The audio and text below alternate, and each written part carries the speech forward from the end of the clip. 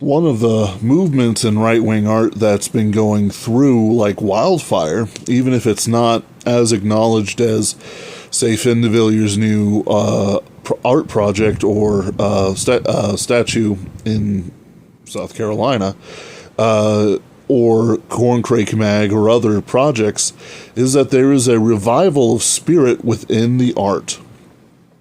Now you might say, Ben, what do you mean by that? You know, the spirit in art, and there's always been Christian authors, and you yourself love John C. Wright, dearly, and how can you say there's a revival of it?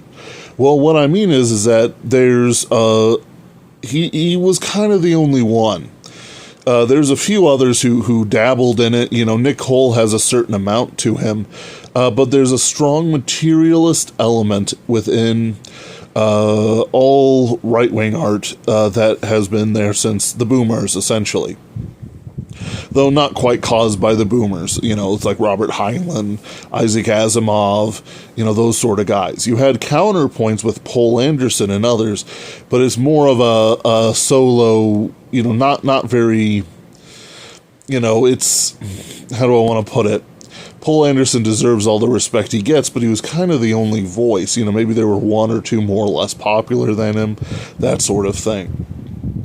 And so when I see the talk, it's very much a revival of the spirit within them, that there's more than a material world.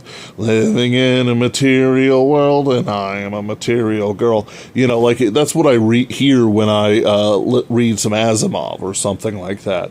I don't feel that there's any spiritual nature to these people. They could do good or they could do evil. And Asimov wasn't an idiot, so his characters do good. But his son certainly did evil, for those who know. So there's clearly a evil cost to the material world that they lived in wholeheartedly.